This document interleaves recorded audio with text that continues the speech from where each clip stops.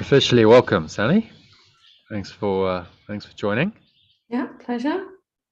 So you asked, maybe just ask that question again.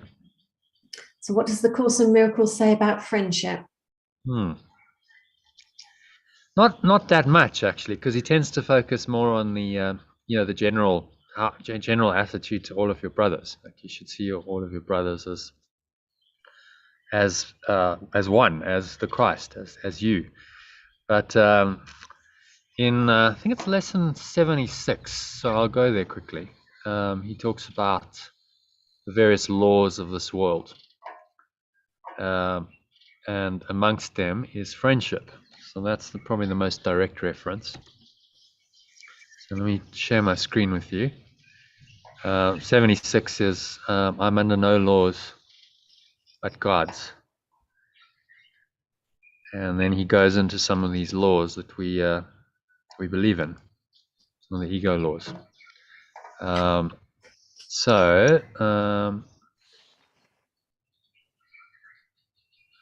There we go. So we'll devote today. Yeah. So if you read number 8, can you see the screen?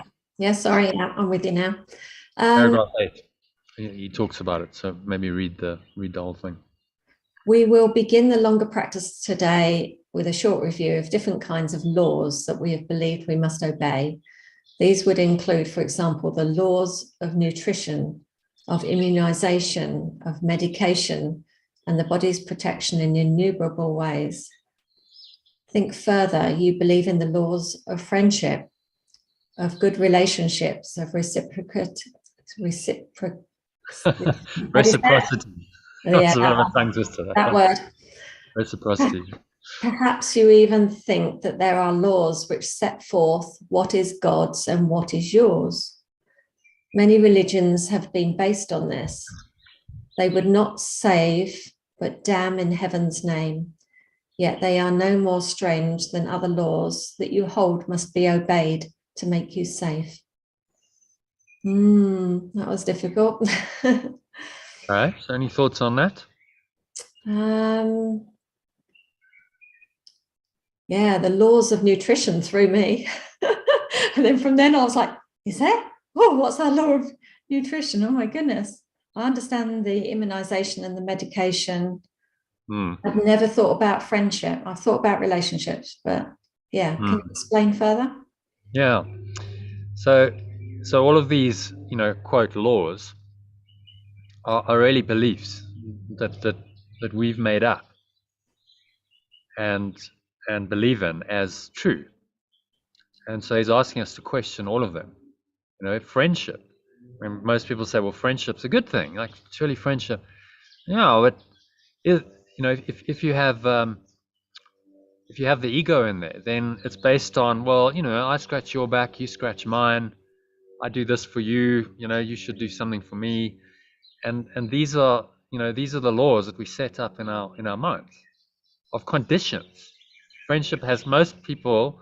It's not unconditional friendship. It's I'm friends with you, but it's a two-way street here. I need to get something back out of this.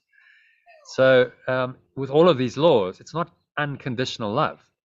It's not just love and love and love and that's it. It's love, but there's a condition to it. Well, is that really love, or is it I just want to get my needs met? And you've got to now meet my needs. And if I set you up as a friend in the role of friend, then I expect certain behavior from you. And if you don't play the game the way I set it up, then I'm not friends with you anymore. So this is kind of what he's asking us to look at. These hidden, unwritten laws, which we believe in.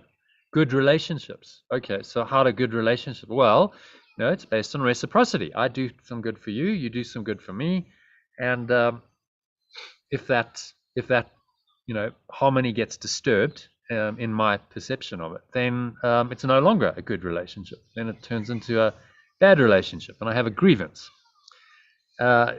And so he's asking us to look at all of these things, because these are the hidden beliefs that make up the ego's thought system of conditions and judgments and expectations and grievances, which we don't even question. Most people have never considered, okay, well, actually these are so-called laws, and they're just beliefs that I believe in, but maybe they're not true. Maybe none of them are true. And so this is what he's saying in this lesson. He goes into other.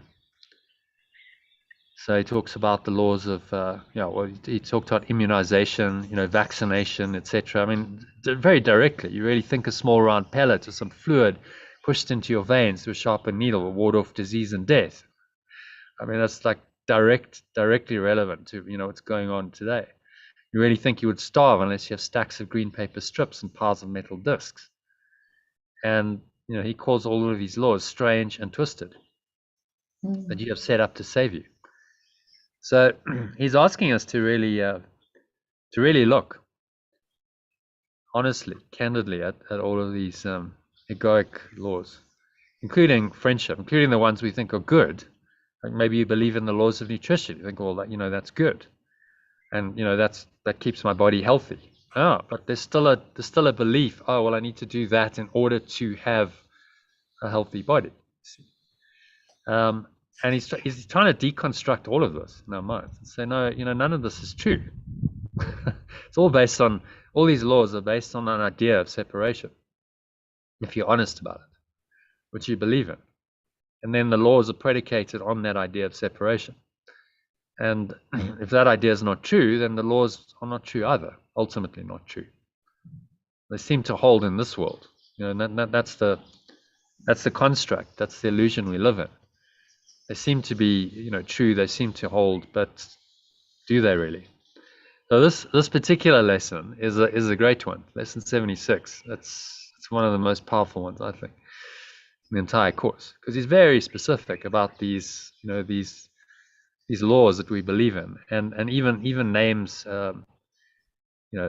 vaccinations and pills and all these money and all these things, that friendship, all these things that we believe in. So you can't really hide away and go, oh, well, it's so general, I can, metaphysically ghost over the top of it. He's talking very specifically about beliefs I might have. And if it triggers you, he said, oh, laws of nutrition, and just look at that. It's okay, well, yeah, maybe there's some beliefs there that need to be undone. That doesn't mean you would just necessarily go and eat loads of sugar and carbs and, unhealthy stuff. But what he's trying to undo is the belief system around it. That's the key thing. So don't make your salvation rest on food. Like, oh, this is going to save me, because it's not. Ultimately, whatever you eat, you're still going to die in this world. The body's still going to die. So it's the thought system of the death wish behind it all that's the problem. So it's like another. Trying to take your mind to another level, looking at this belief in separation that caused it all, and undoing it, as it shows up in your world, and cleaning your mind so that you are actually free of, even though you're living in the construct and you're still eating food, and you might eat in certain ways. Really, the belief behind that is gone. That, oh, this is going to save me and this is important, so that's what you got to look at. Do I believe that these things are really real? They're going to save me? Is there emotional charge around those beliefs? Or, okay, I'm eating food, I'm eating healthy food, but there's no like huge investment in this. It's like, if I don't have that, if I don't fast, or if I eat something else, that's okay. I'm not gonna, it's not like I'm obsessed about it. There's a lot of people do, I don't know if you've hung around vegans and vegetarians, and I don't know if you are one, but often there's such an investment in that, which food I eat, and now I identify with that, and now I think, this is who I am. I'm a vegetarian, I'm a vegan, and that's not true. How can it be? You can't define your eternal self by what you eat on the physical level. That's ridiculous. So these are the kinds of things he's trying to help us to look at and unwind through these lessons. So I hope that, yeah. Does that That makes a lot of sense, because a few people had been saying recently that they didn't have many friends. And I was like, oh, what's that about then? I'm very comfortable with my life. So what are they experiencing that makes them feel that they haven't got many friends? And you just answered it. It's the belief in separation. Yeah. It's obvious They when think, you said it. when he even says, you really think that you are alone if another body is not with you. Maybe read number 3, because that's also particularly like just straight at you paragraph. Number 3, think of the freedom. Think of the freedom in the recognition that you are not bound by all the strange and twisted laws you have set up to save you. You really think that you would starve unless you have stacks of green paper strips and piles of metal discs.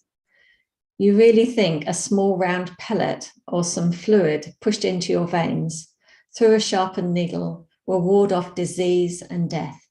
You really think you are alone unless another body is with you. Yeah, I remember doing that quite recently, that lesson, and thinking, yeah, how funny, that we think these little pieces of paper do anything. And I got the pellets and the tablet thing, but I hadn't moved on to the friendship thing. So it's just degrees, isn't it? You get one part of it and then the rest kind of skips past you. Yeah, this is a big lesson. This is like, okay, all the laws that you believe in, and he's so clear. It is insanity that thinks these things. I mean, okay, he's kind of calling it for what it is. You can't really say there's any equivocation. He's calling it all insane. You call them laws and put them under different names in a long catalogue of rituals. They have no use and serve no purpose. You think you must obey the laws of medicine, of economics, and of health, protect the body, and you will be saved. And I mean, if we just haven't seen a masterclass in the ego's laws over the last couple of years with this whole COVID thing. That's exactly what's been playing out. And when you have the eyes to see, then you just can't believe it. You go, it's just the ego in overdrive, trying to convince us that all these laws are true.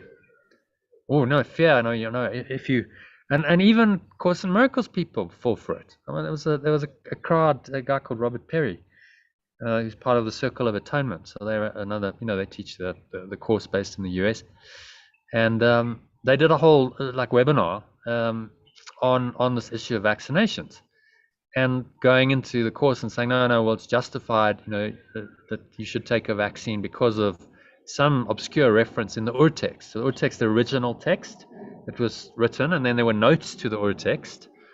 And in these notes, which were edited out because they were personal notes that Jesus made to Bill and Helen. If you know the history, do you know the history of the scribing of the course? No. Oh, yeah. No, I do. Yeah. Yes. So those are two people, and it was in the early days, 1965. They just started scribing it. I think it was October, November, and it's coming into winter then, and there's a flu season. Nothing's really changed, flu epidemic. And so Bill's concerned about it, and he's like, so what should I do? Should I take a vaccine, flu vaccine, or not? And Jesus says, well, I'll send you someone to give you some advice. And he sends the chairman of the flu board, who gives them advice. Yeah, we'll take your shot. And so they go, okay, well, that's now Jesus saying, we should all take vaccines. And I'm going, no, because it's context specific, right? They edited that out because it was meant for Bill at that time, given the context of it. This was early days of the scribing of the course. What Jesus was trying to do was get their trust. He was trying to say, look, I can help you even with these, issues. I know where you're at. I know there's still a lot of fear. So let's just do baby steps here. I'm just going to get your trust. I'll give you an answer on the level of form, and this is useful because I know what's ahead of you. You've got like years of this scribing, and so I need to get your trust. That doesn't mean that advice to Bill in this instance is like now a generalized. Okay, that's what he's saying on vaccines, which is how they interpret it, and they completely ignored this part of the course. Isn't that interesting? So these are like detail. They've studied the course for 30, 40 years. Like detail, they would know about lesson 76. Trust, but they ignore it. He's very specific about vaccinations. You've seen some fluid pushed into your veins through a sharpened needle, ward of disease and death. I mean, that's a direct reference to a vaccine. He even mentions it in the main course, and they ignore it. So that just goes to show you the level of resistance to this message, and how the ego will try and use whatever's in the course to suit its purposes. They'd both taken the vaccine. You could see there was a lot of fear still. And so they're going, okay, well, we're going to justify our fear, and we're going to justify it in terms of the course. And Jesus is now going to justify our fear and tell us, even when he said exactly the opposite in the course. Oh, and also, he justifies the wearing of masks and all this. In another lesson, he says, well, you think protective clothing is really going to work? He even mentions this stuff. So I only mention the story because you just have to be really vigilant and stick to what he's saying. If he's saying it, if he says this in a lesson, he means it. Don't go, oh, okay, well, I'll just fudge that and just ignore that. He means what he says, like very directly, very specifically. So I need to pay attention. If I'm really going to study the course, let me study what he says and not invent what I think he said and go looking for justifications for things to maintain my belief system, because that's really what they were doing in that sense. And that's what a lot of people do. He even said, funny, I would say, well, you can pretty much justify whatever you want in terms of the course if you really want to. You can find something in there to justify your belief system and continue on with it and gloss over the stuff that doesn't suit you. Well, that's not really going to work, is it? You have to be really, really honest and go, okay, yeah, well, he's very specific here. Let me look at these beliefs. And if it makes me feel uncomfortable, that's good, because it means that a resident belief is being exposed, brought up to the light of conscious awareness. And now I can look at it and decide, well, maybe I don't believe in this anymore. Maybe actually he's right. And I can just loosen the chains of all of these beliefs through, applying the lesson. If somebody's in fear and they're in deep fear, love is a long way away, isn't it?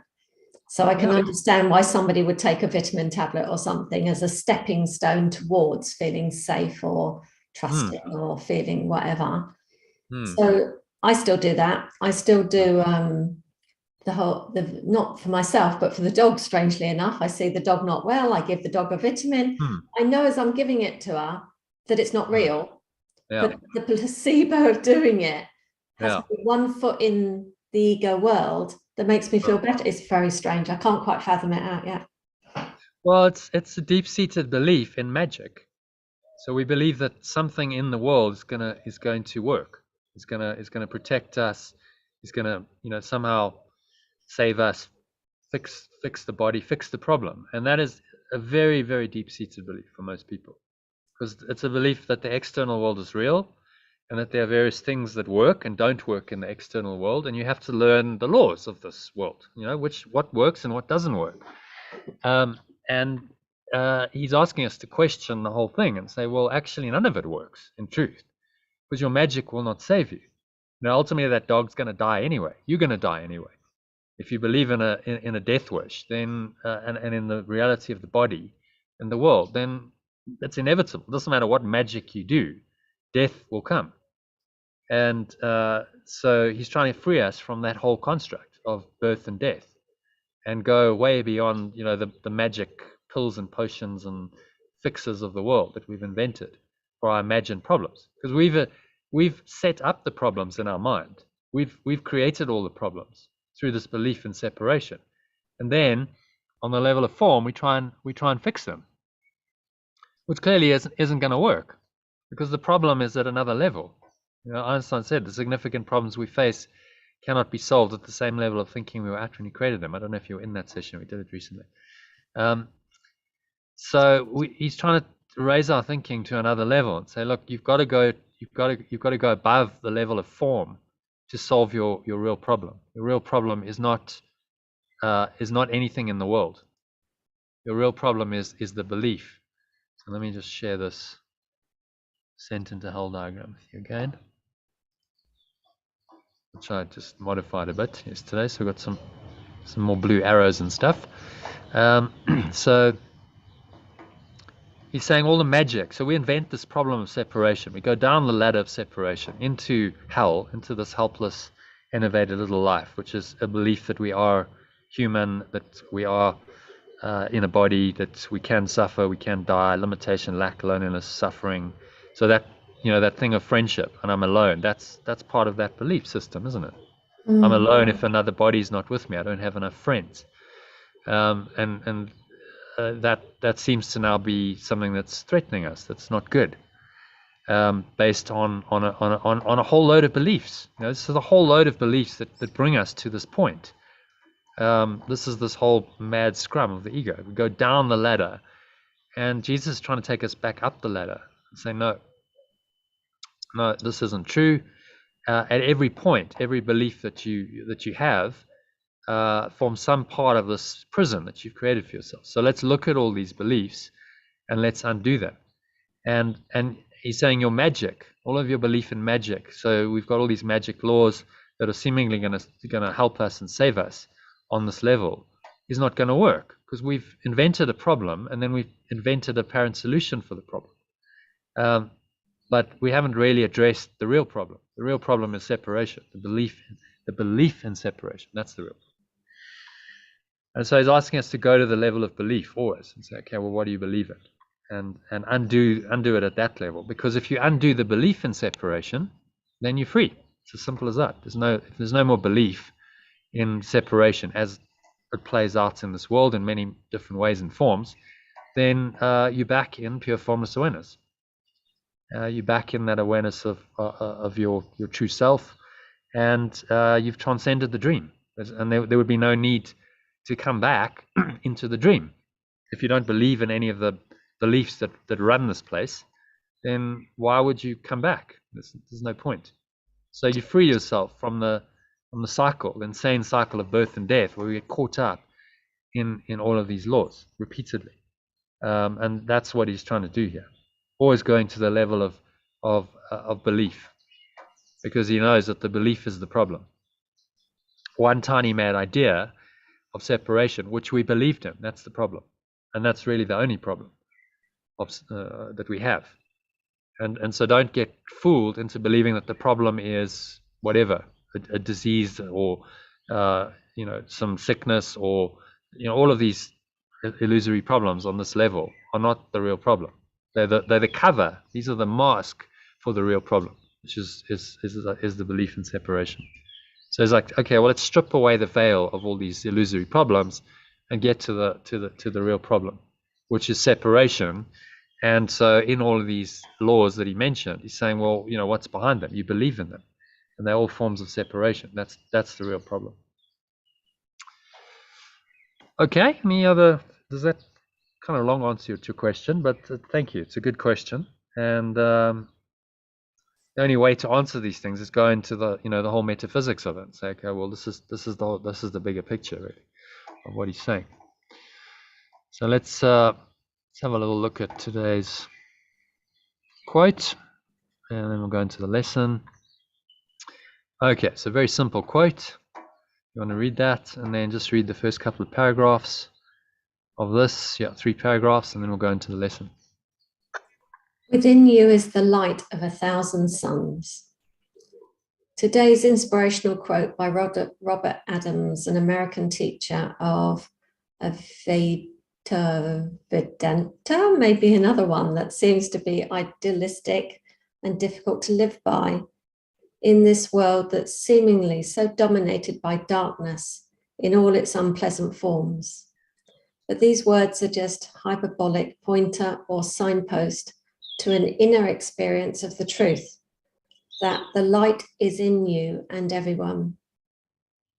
Ultimately, everyone will choose to return to this light that is not of this world or universe, something Robert Adams tries to convey by using a superlative comparison to the light of the sun that is the brightest light in this world. Just pause it there. So does that make any sense?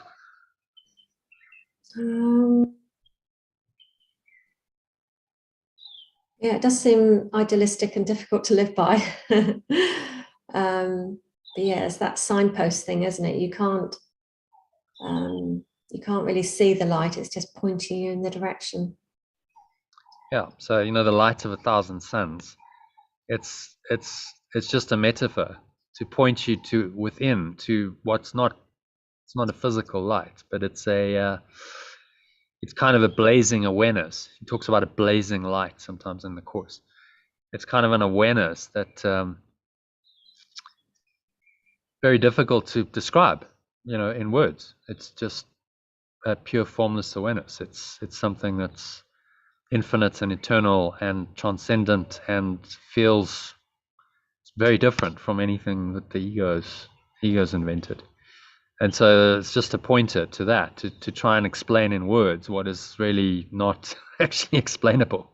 You can only, this is why the mystics, it's all about experience. To be a mystic, you have to have an inner experience, which is often difficult to put into words. You can use language to try and explain it, but it doesn't really do justice to it. Well, within you is the light of 1,000 suns. That's a pointer to an inner experience that's probably beyond words. He's an Advaita teacher, so that means the Advaita Vedanta is almost the Eastern equivalent of the Course.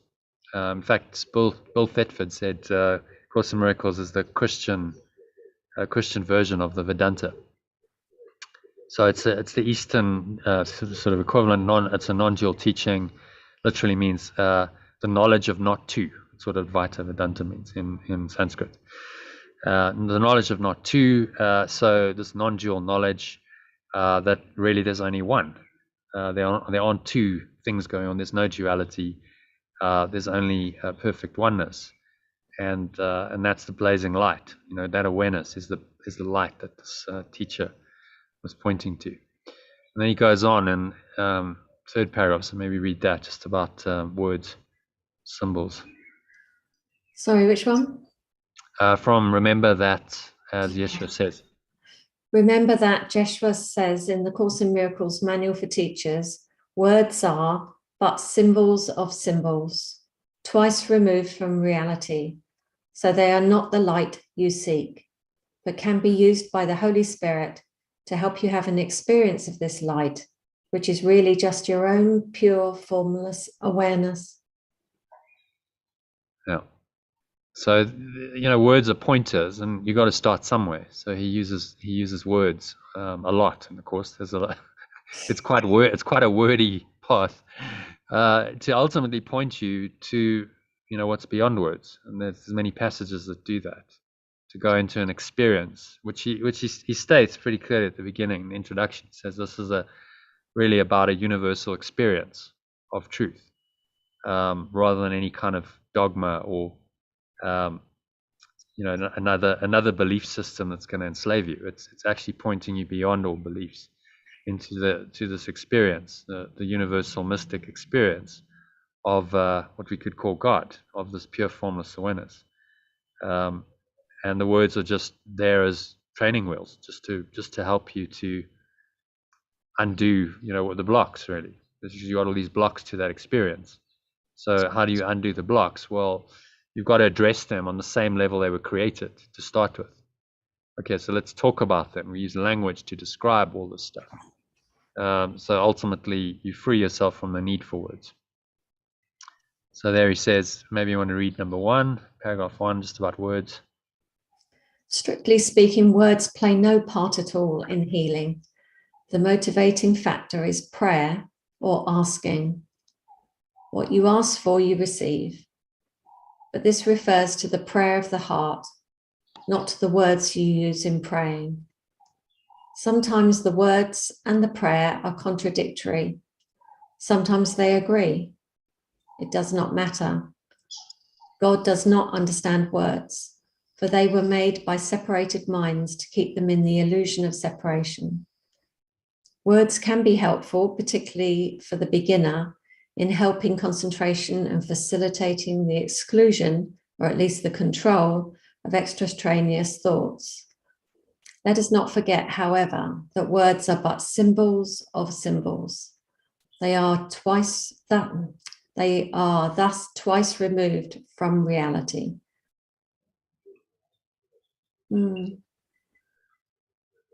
Yeah, does that make sense? Yeah. Symbols of symbols. So it's a symbol of a symbol. It describes something in this world that's also a symbol. The images we have. So we call this a cup. right? Double symbolism going on there, because I have a word to describe an image of something which now appears in my consciousness, in my awareness, and I think that this thing is real, and I think the cup now describes this. But if this isn't even real to start with, then it's symbols of symbols twice removed from reality. And so he's saying, don't get caught up in the belief in symbols, because none of it's ultimately true. But it can be helpful to, like, he's talked about the laws of nutrition and immunization, all these symbols specifically in that lesson 76 we just had a look at. So quite specific references to help us to become aware of those symbols that we believe in, and undo those beliefs. Because how else are you going to do it but with words? So he's using them as part of the training, but saying, don't forget that ultimately God doesn't understand words. So if you're praying, oh please God, and if I say that 100 times he's going to hear me, that's not going to work. It's a prayer of the heart. It's like, what do you really desire? What do you really want in your heart, as a deep intention? Do you want healing, or do you want separation? That's really the prayer of the heart. That's what we do all the time, even when we're not praying. It's our energy is creating our life, isn't it? Yeah, our thoughts, our desires, expectations, then set up patterns in our mind, and then we have grievances because our desires aren't met. And a lot of people think praying is asking for what you want, but it's not really. The true prayer is for forgiveness. The true prayer is to let go of my false beliefs and to see truly. That's the true prayer.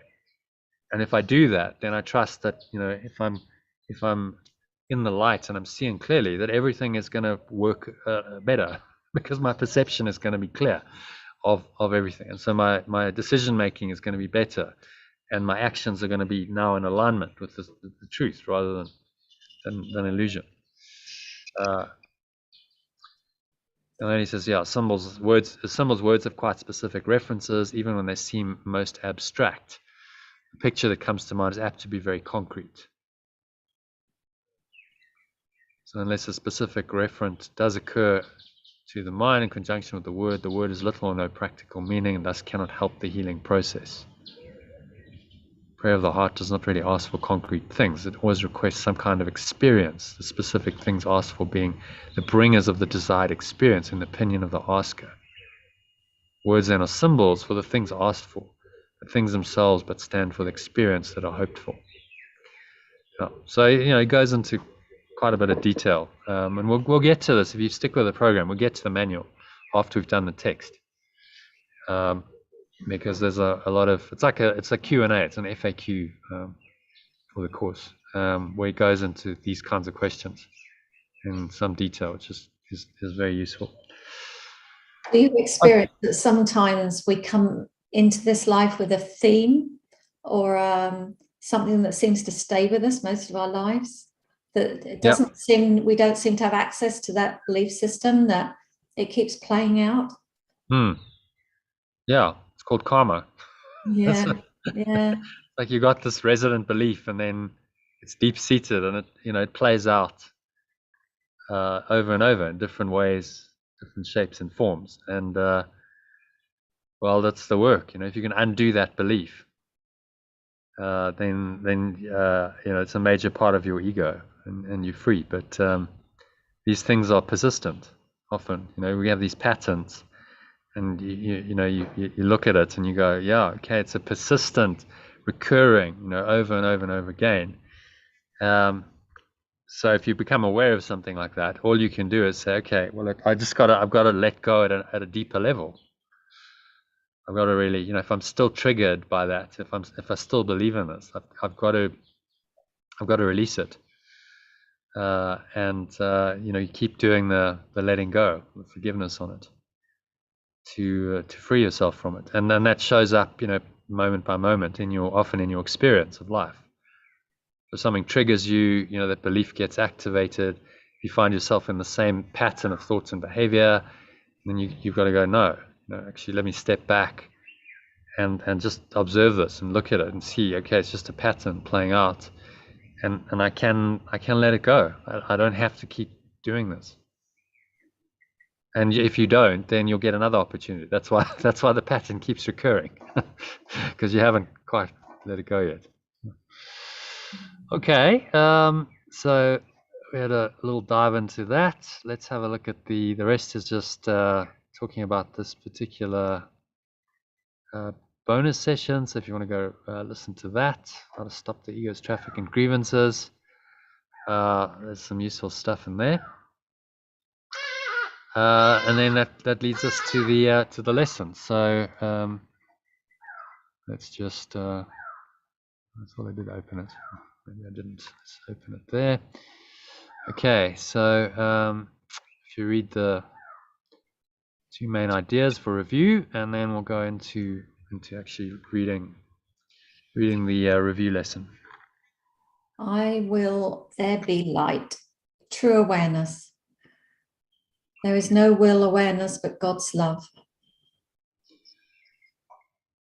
Okay, so those are the two ideas. So we just we translate light as true awareness, just to give a different perspective on it, and God is love, and will is also light, but we'll get there. So if you read the original, I will there be light, and then we'll read the alternative below. I will there be light. I will use the power of my will today. It is not my will to grope about in darkness, fearful of shadows and afraid of things unseen and unreal. Light shall be my guide today. I will follow it where it leads me, and I will look only on what it shows me. This day I will experience the peace of true perception. And then alternatively, it will be, I will there be true awareness. I will use the power of my awareness today. It is not my will to grope about in limited awareness, fearful of shadows and afraid of things unseen and unreal.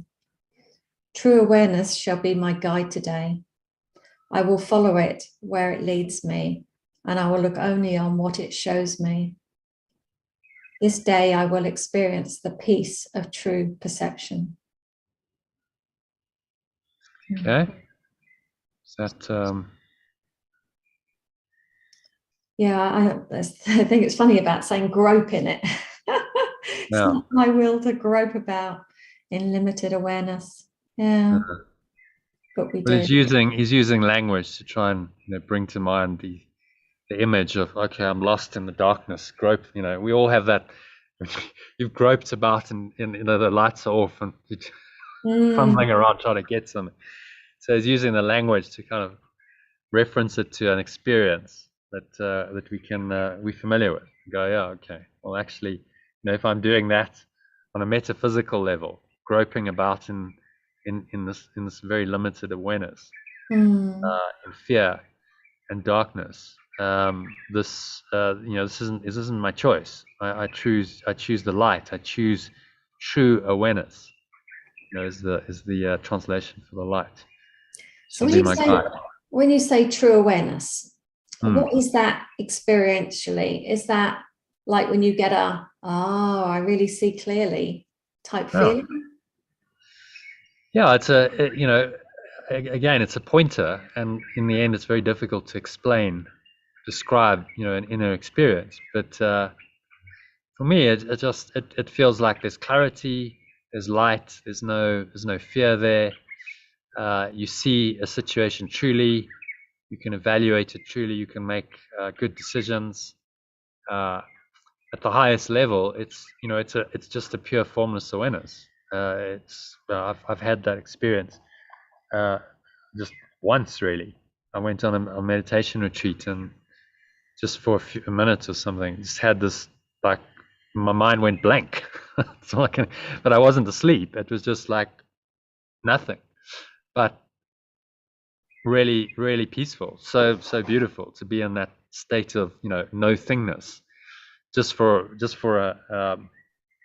just for a moment. So that's kind of the transcendent reality they're pointing to, where you're just in that awareness. There's no awareness of the world. There's no false beliefs. You don't believe in any of the world. The body drops away. I wasn't aware of my body. The world, just for for that brief moment, I was completely free, just in that awareness and nothing else. So that's really what true awareness is. But in our perceptual world, that awareness comes through as free. We could call it freedom, peace, happiness. These are states of mind, states of being that feel comfortable, that feel, I'm feeling okay. I'm feeling at home. I'm feeling peaceful, and nothing's really disturbing me. Nothing's really bothering me. I don't have a lot of thoughts that are coming in to disturb that. So that's your true awareness, which is really coming from this pure formless awareness. That's the source of it. But it's how we perceive it in this world. So that's what he's addressing these lessons at. It's our level of perception on this world. He talks about the peace of true perception. So that means I'm not believing in the false beliefs of the ego, and so there's no fear. There's no limited awareness. I'm just clear and I'm light and I'm free, and the mind is not particularly engaged. In that state, you don't need to be thinking obsessively. If you need to think about something, you can, but there's not all of this dysfunctional thought that characterizes most people's lives, because they're continuously worrying about stuff, worrying about the future. Well, it's just dysfunctional. It's not doing anything. It's not necessary. It's not really helpful at all. But it's a pattern of thought that their minds have got enslaved into. And so these lessons are there to help you free yourself from that. Say, oh no, okay, no more. Let me interrupt the pattern. Really, that's what he's doing here. Interrupting the pattern of the limited awareness of whatever it is, grievances, fear, darkness, that really makes you feel unhappy. And saying, no, my will today is true awareness. Will there be light? Will there be this true awareness, which is clean, clear, open, spacious, and I don't need to think these very limiting thoughts and feel the emotions that come from them anymore. And the lesson just reminds you and helps you to interrupt the pattern. So that's my experience of it. But that seems to be a pretty universal experience. If someone is really in true awareness, it's clear, it's light, it's open, it's expansive. And it feels very good. It feels nice to be in that state. It's not an effort to be in that state. There's no stressing, straining, or striving. It's just, I'm actually okay as I am. We call that that state happiness, but it's elusive for most people because it requires a discipline in their thinking that they're not haven't been trained to do it. So if you're not disciplined in your thought, then it's unlikely you'll be in this true awareness very often,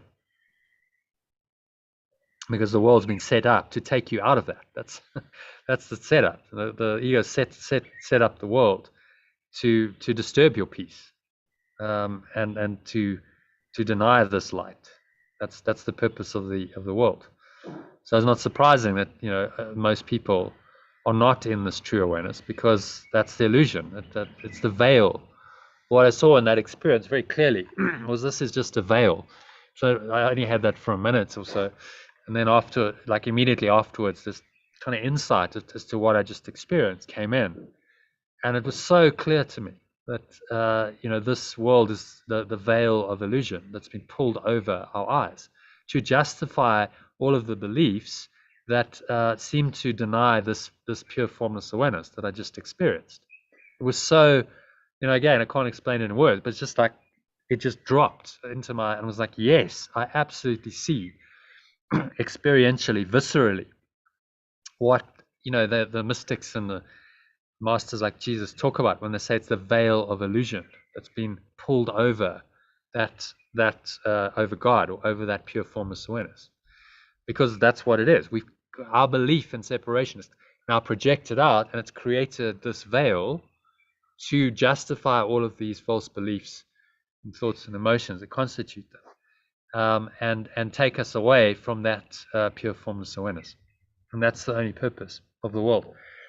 And then I burst into tears. I cried. It was so sad. I was like, I can't believe I've done that. That's just like, oh my God. Because like I the end of the understood so story, isn't clearly it? that I had done it. I had done this. I'd covered over that awareness. It was my responsibility that I'd done it. Mm. But that's good, because then you realize, well, then I can undo it. I'm not the victim of the world anymore. I did this, so I can undo it.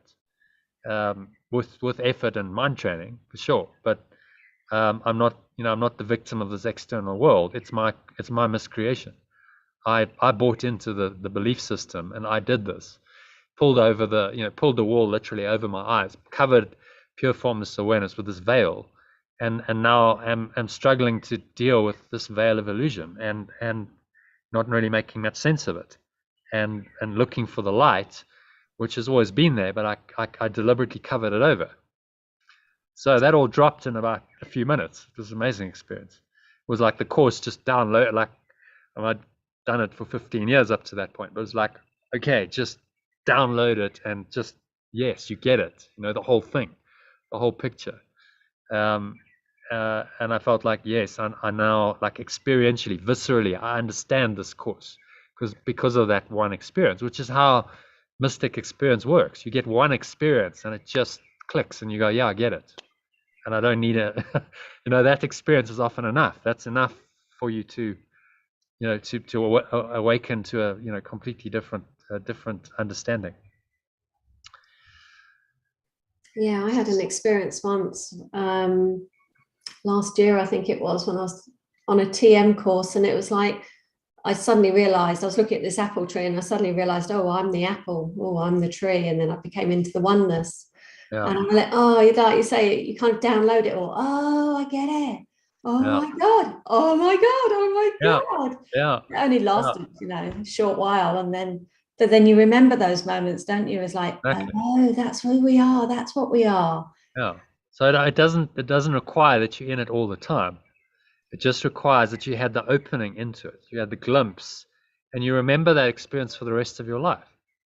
And so that's in our reference. So yeah, okay, when I read, yes, we're all one, and the world is in our mind, and okay, I get it because I had the experience. If you don't have the experience, you just don't get it. You can talk as much as you like about these principles, but if you haven't experienced it, then it's just a theory. It's like, okay, well, I can read, yes, the mystics say this, and there's many people, I think, who do that, but the experience of it is what will make it real for you, and then you really believe it because it's been in your own experience. And that's really why we practice. So as you practice and you do these things, you just never know when you might have a complete, wow, okay, I just downloaded something. I mean, yesterday you said you had 4 downloads. It's a little insight. I think they call it in the East satori, in the Japanese Zen Buddhist tradition. Satori, it's a moment of insight. It's just like, yeah, I just got something. In our terminology, it's a miracle. It's just like a little shift in perception. This is what our awakening is made up of, these little shifts. And then sometimes you'll get a major shift, but it's all the little ones that might have led up to that. We have an experience of, yes, I'm one with the apple and the tree. I'm not separate. And that'll just happen. But you've done, it happens. You're on a TM course, so you're meditating deeply, presumably for hours a day. Then you open yourself up to that experience. So you do the spiritual practices to create the opening, so that this awareness can then arise, and you can have these experiences. You can't go, okay, now I want to see the apple. It just happens. But it happens because you put yourself into that field that allows these things to happen. It's just the benefit of spiritual practice. You just never know, when a major breakthrough is around the corner. So just keep practicing, and doing these lessons. And this is kind of the, okay, I'm just going to do it and do it. Maybe I don't get anything major from the lesson, but it's all just training the mind, preparing it for, you don't know when a major insight or revelation is around the corner. So just keep practicing. Okay, so any thoughts on that paragraph? Use the power of my awareness. pretty clear, saying just ask for guidance, really. But, I'm asking for the guidance of my true awareness, whatever you want to call that, light, true awareness. It's just a pointer into a state of mind that is clear and free of fear. It's none of those distorting emotions and beliefs going on there. It's just a clear awareness. And then I perceive, from that awareness, I perceive truly whatever the situations are that are in my life. I don't distort them. I don't have all kinds of false beliefs around them. I stay in the peace of true perception. And then he gives us some specific ideas. You want to read those? These forms of this idea would be helpful for specific applications. This cannot hide the light I will see. You stand with me in light, whoever it is. In the light, this will look different.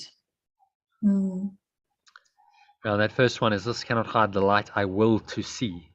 Oh yeah, so it's a little bit different language. So I thought about changing to I intend to see, but I thought actually will in this sense works quite well. I will, it's like it's a strong, I'm willing to see this. Yeah. And then the translations. The alternative is, this cannot hide the true awareness I will to see. You stand with me in true awareness. In my true awareness, this will look different. So that might just change it a bit, in my true awareness, in the light. So again, the light, I think it's a symbol twice removed, because you've got light. Okay, that's a word, and then the light is talking about, light. We in this world associate with physical light, but it's not that at all. It's just an awareness in your mind. It's like a lighter awareness, true awareness. So just use a pointer that's maybe a bit less removed from the actual experience. That's the idea. But if light works for you, then use light. That's why I include the original. It's like whatever's going to work for you better. So any thoughts on those specific applications?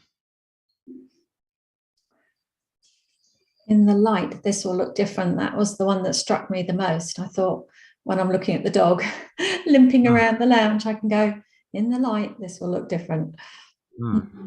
Yeah. So in my true awareness, it's an awareness of that the dog is not a body, the dog is not form, and the limp and the sickness and whatever is not true. This will look different. I won't judge it in the same way. I won't have the same thoughts and emotions about it if I see it truly. That's what he's saying. Yeah, because you won't be fooled by the level of form. Form is perishable. Form is destructible. Sickness and death seem to be inherent parts of our experience in this world. So that's what it's showing you. So there's a whole belief system behind a perception of, oh, shame, the dog is limping and injured.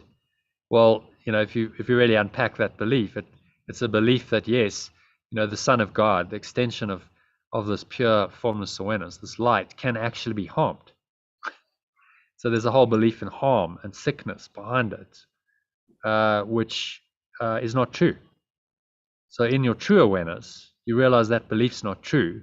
Therefore, you realize the projection of the belief is not true. So the dog isn't really sick. It's impossible.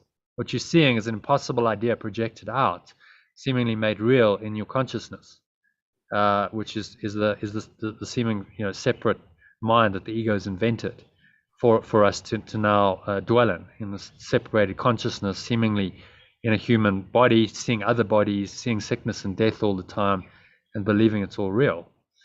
And so there's the true awareness. If you can just see the falsity of that covering over the light of pure formless awareness in that situation, and drop it, and see only the light, that dog is really one with you and is not really suffering. His true awareness is your true awareness. It's the same awareness. Well, then you see the whole situation differently, don't you? You must. And that's what he's asking us to do. So it's quite deep. It's very deep and profound. Like each situation, you're going to see it completely differently if you go into your true awareness and just let go of all of those beliefs that make up your perception of that situation. That's what he's asking us to do here. It's like, okay, so if I'm saying, oh, shame the dog, and I feel a little bit like in limited awareness, a little bit fearful, a little bit, oh, the dog might die, these kinds of thoughts come up, then in your true awareness, you look at them and you see this differently. And you let go of those beliefs, and you see only the truth in the dog, which is, I am one with you. There's only one awareness here, and that's quite beautiful. And I'm not fooled by the form that's of what's seemingly playing out on the physical level. So it's a very deep, this is deep mystic awareness, like you had with the apple. Like, I am one with everything, and in that awareness there is no separation. So none of these other beliefs seem that seem to be there, that the ego is showing me on the level of form, really exist.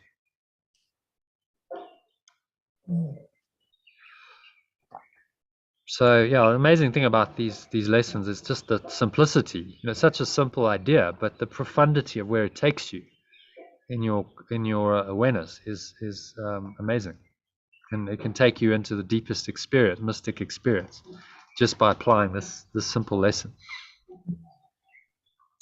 Okay, so happy with the first review lesson. Let's move on to the second one. Okay. There is no will but God's. I am safe today because there is no will but God's. I can become afraid only when I believe there is another will. I try to attack only when I am afraid. And only when I try to attack can I believe that my eternal safety is threatened. Today I will recognize that all this has not occurred. I am safe because there is no will but God's. Oh, I really felt that when I was reading it. Ooh. Good. Yeah. So if it brings an experience, you just like notice that and say, okay, so yeah. What did that feel like? Like a bit of an expansive awareness arising? A bit of movement in my belly. Okay. Yeah, like an expansion. Like, I think reading it slowly is really important, and reading it out loud, because normally I read these lessons just in my head quietly to myself, and they don't have the same. Yeah. It doesn't Quite live quite the same. different. And also, like, I'm speaking to people, that makes a difference as well, because there's that other energy involved, it feels like. Yeah. Yeah. So you're teaching it, you're saying it, and you're actually expressing it, which means it's another level of affirmation of the belief. If you say it and you act on it, then it's true for you. So that's, by speaking it, saying, yes, I believe this, I'm speaking it out loud to other people. So that's, that's the value of doing it in a group like this. Okay, and then do you want to read the alternative? Okay, the alternative is, there is no awareness but love's. I am safe today because there is no awareness but perfect love's. I felt like go right through my heart. Yeah. I can become afraid only when I believe there is another awareness. Ooh, what's happening? This is really energetic going on. Good. Let's feel into it.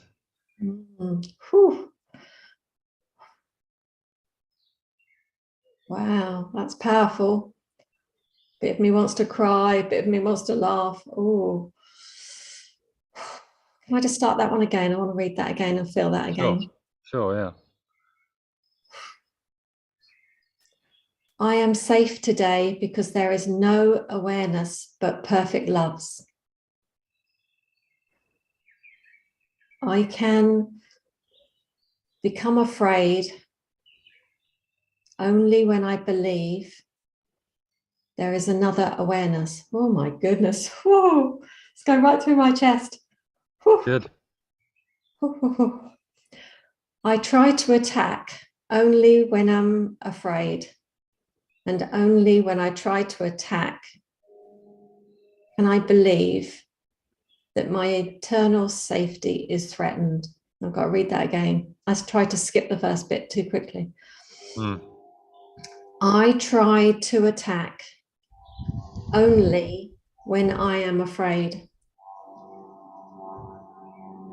Only when I try to attack can I believe that my eternal safety is threatened.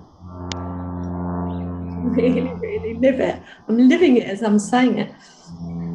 Amazing. Today, I will recognize that all this has not occurred. Today, I will recognize that all this has not occurred. I'm getting like flashbacks through my mind of old childhood experiences that made me afraid, and it's kind of overwriting it. I am safe because there is no awareness but perfect loves. I am safe because there is no awareness but perfect loves. Whoa, strong energy. Ooh.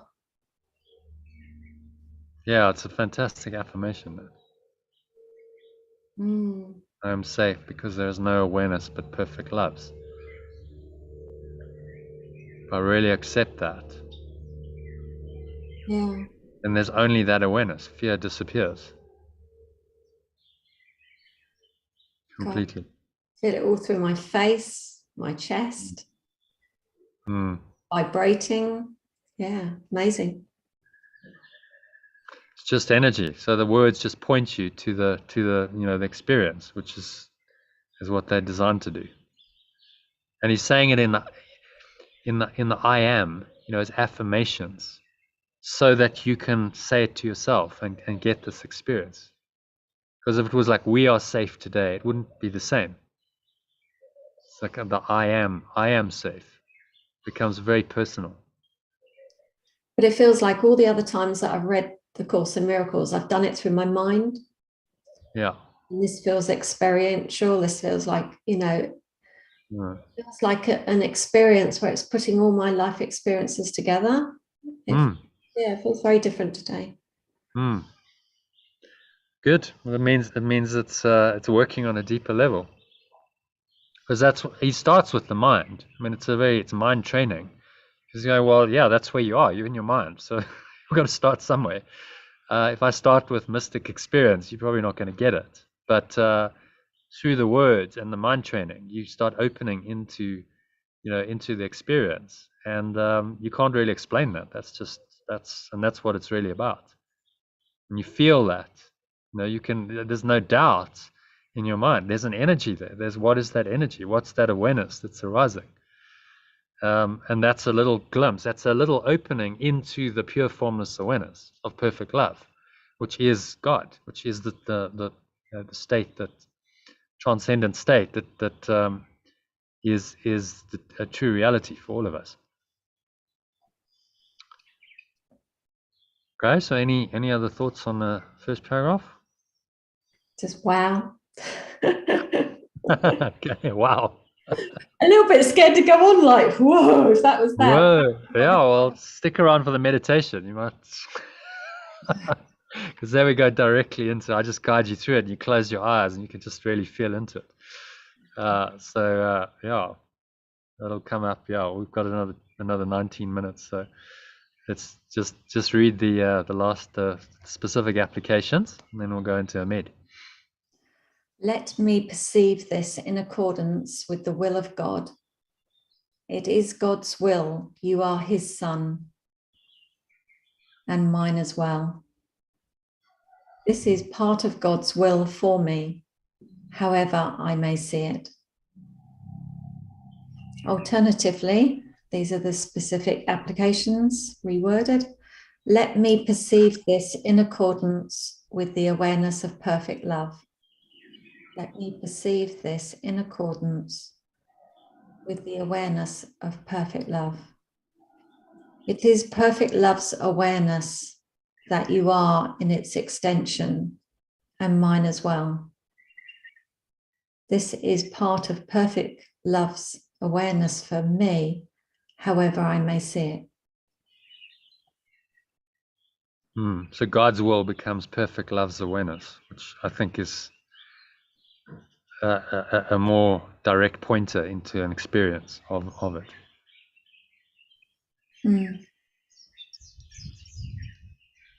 Does the translation kind of work for you? yeah, there's something happening within me, like there's a lot of energy moving in me. So I'm kind of, the words, yeah, the words are drifting a bit. I've got a feeling about it. It's like, it feels like there's an awareness coming, like my mind's trying to get in the way, but I just want the experience to come without the mind stopping it. Okay, so why don't we go into meditation then? Yeah. Because that's a direct experience of this. So just making yourself comfortable.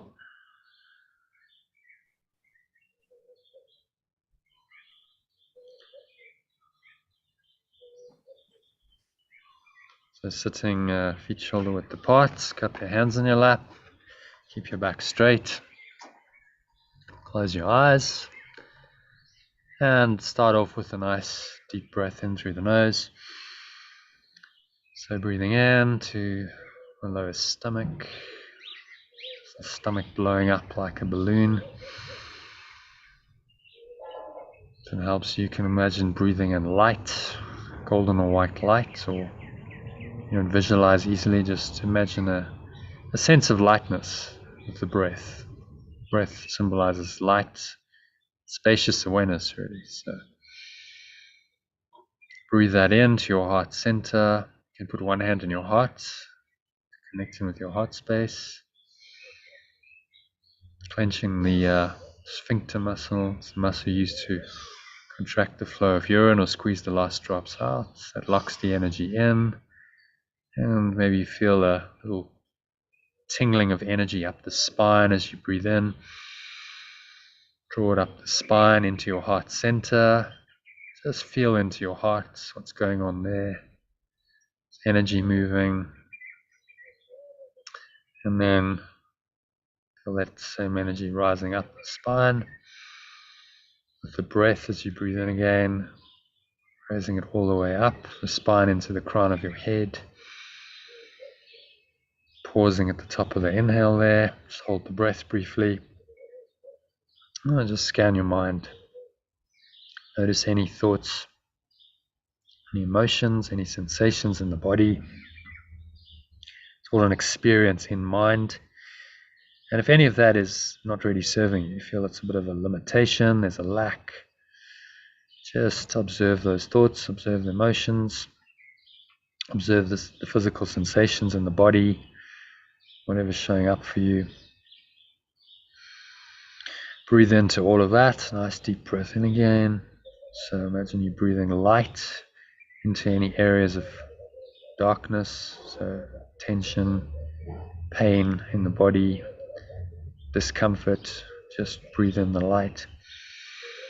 Remind yourself that I will there be light. This is my will today. I will use the power of my will,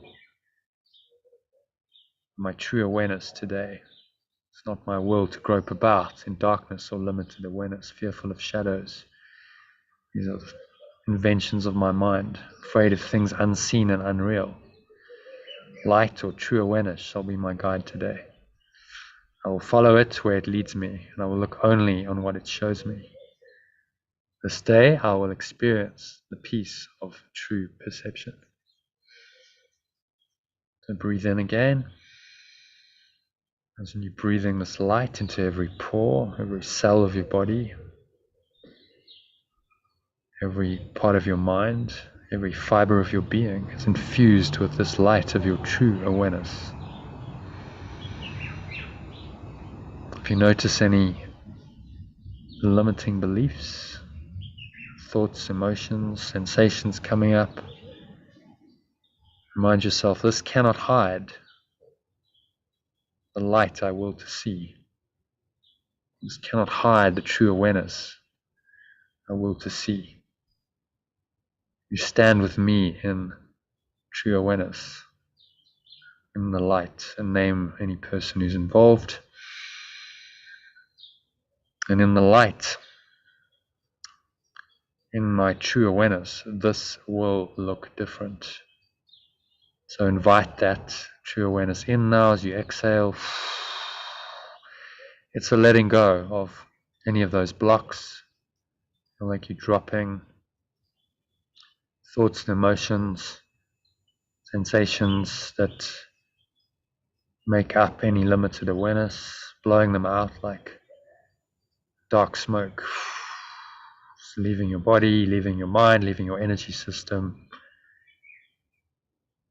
blowing them away into the nothingness they really are. Pull the lower stomach into the spine, expel the last remaining air out.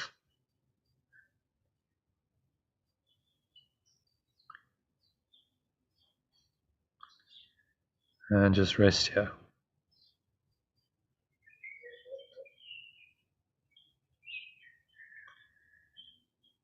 In the light of this true awareness for a few moments. Maybe just an empty, open, spacious awareness opening in your mind. Just feel into the experience. Remind yourself, I will there be light. I will there be true awareness. Right now, not sometime in the past or the future, right now. And just feel into that experience. Breathe in again. Nice deep breath in through the nose, blowing up the stomach like a balloon. Clench the sphincter muscle, lock the energy in. Feel like you drawing a column of golden or white light up the spine into your heart center. Put one hand on your heart, it's connecting with your heart space. Draw the energy into your heart, and then all the way up into the crown of your head. So connecting the heart, feeling center with the head, the mind, thinking.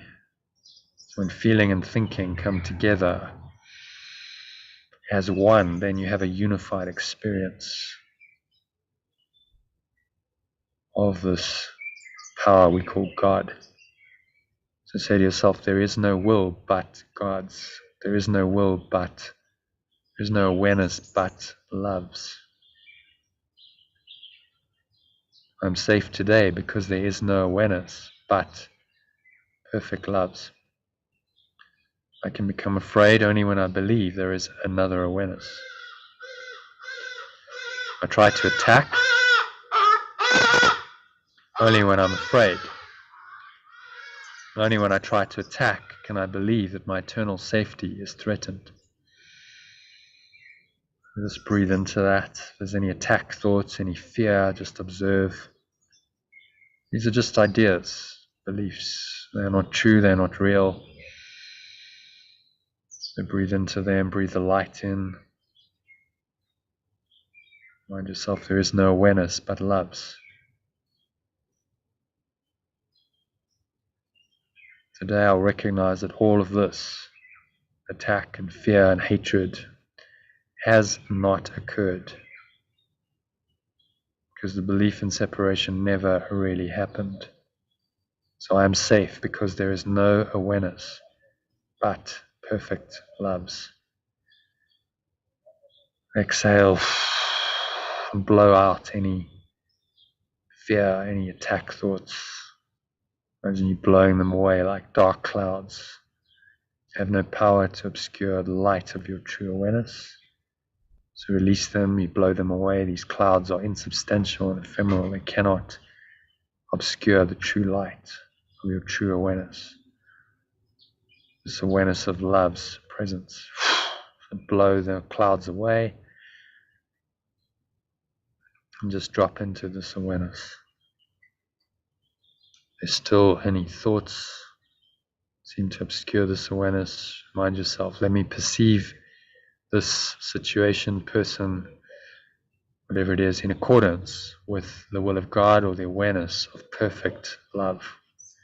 So in this pure formless awareness of perfect love, these situations do not exist. They are cloud patterns.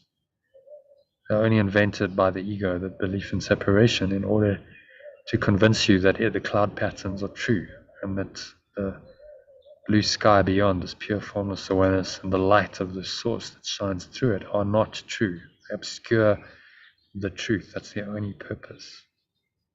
If you perceive this, then you're perceiving in accordance with the awareness of perfect love, or the will of God. So is the will of God or perfect love's awareness that you are its extension. Name the person. If you have any grievance against anyone, any issue, name them. And mine as well.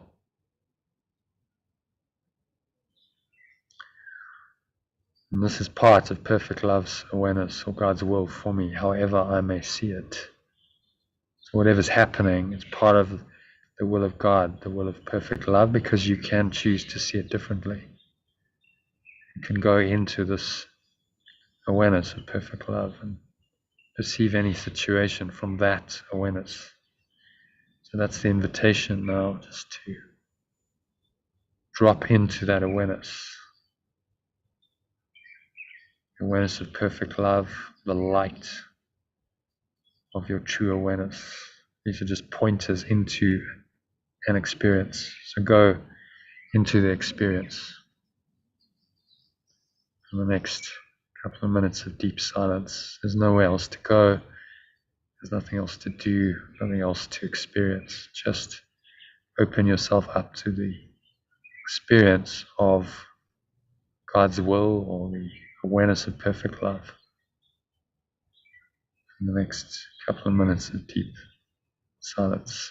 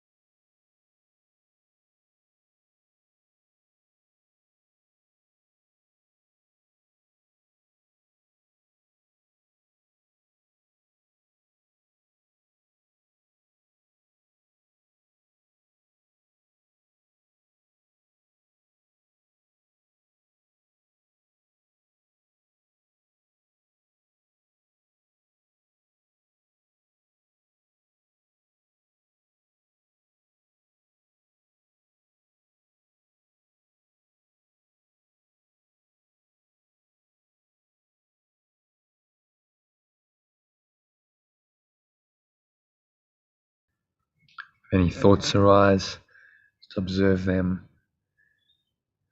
and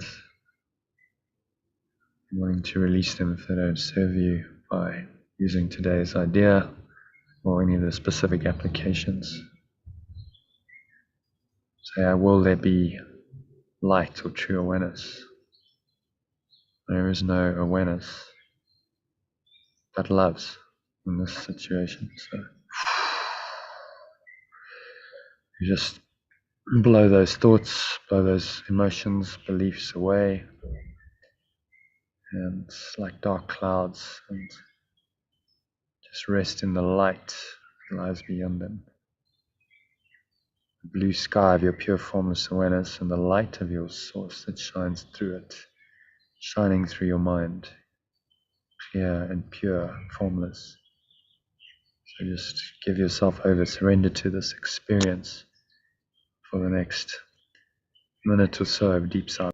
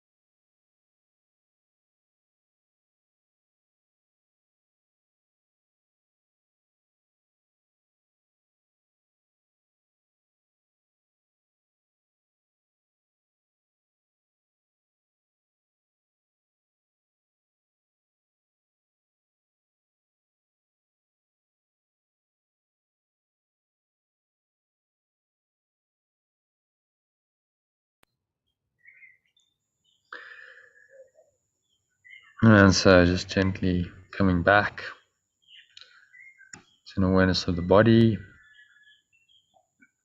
breath and the senses and the world. And on the count of 3, you're going to open your eyes.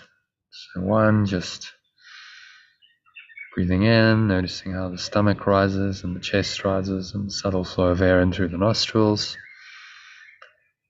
There's the clenching of the sphincter muscle, maybe a warm tingling sensation up the spine to your heart. Notice what's in your heart.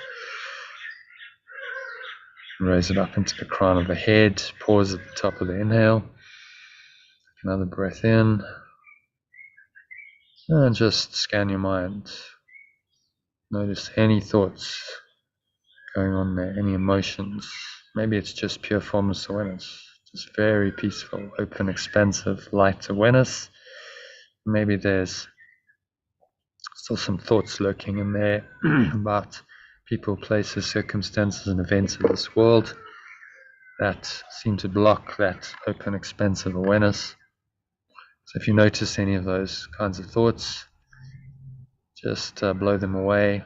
Remind yourself that I will there be light, I will there be true awareness, and there is no awareness but God's or love's. There's no awareness but love's. So none of these can really exist. So I blow them away, the breeze of my breath, and just drop into that awareness again. So notice the air flowing out of your mouth, chest and the stomach sucked back in. You notice the energy you raised up into the crown of your head, subsiding back down, front channel of your body, coming to rest in your lower stomach, in your groin. Just feel into that area. Notice on the count of 2 the weight of the body pressing down into the chair, your feet touching the ground. Notice what you are feeling with your hands touching. Maybe there's a subtle sensation in the skin. Notice as you breathe in, any smell in your nose, taste in your mouth. Notice what you're hearing, but without any judgment. So it's just in a deeper awareness. It's this great silent embrace it's been called in. And the sound kind of comes in and sounds arise and they subside. But what's ever present is the silence. So this corresponds with your true awareness. You're going to stay rooted in that awareness for the rest of the afternoon and evening. And to help you do that, just top yourself up with this second review lesson in the second half of the day. So practice the second review lesson 74 frequently today using recording that I've given you, or you can use the short instructions in the email or text message to do it in under a minute. That'll keep you in the awareness of love. There is no awareness but love's. So it is said, so it is done. On the count of 3, open your eyes. Just take a minute to look around, ground yourself back into this seeming reality, to look around, notice the various objects in the room, and just observe that the underlying awareness, this awareness of love, is the same. It doesn't matter whether you're looking at a chair or a wall or a fly or a body. It doesn't matter. The underlying awareness remains the same. And so this is the true awareness, the awareness of love, pure formless awareness that Jesus is pointing us to, in which everything is one. And you see that everything is really underlying, seeming separate forms. It's the same awareness. So I wish you that awareness for the rest of the afternoon and evening, and hope to see you a little bit later. We have a session this evening at 7:30. So if you'd like to join us, log in then, and in the meantime, practice this lesson as frequently as you can. So thank you, Sally. I will see you a bit later. Not today, no, but thank you very much. That was breathtaking. Yeah, well, Glad you got a deep experience, and feel free to share, on the group. Go on Telegram if you want to share any of your experiences. It's always nice, for people to get inspired, hopefully, by others' experiences. So, see you tomorrow, hopefully. Yeah. Thank you. Bye. All right. Have a nice afternoon. Namaste.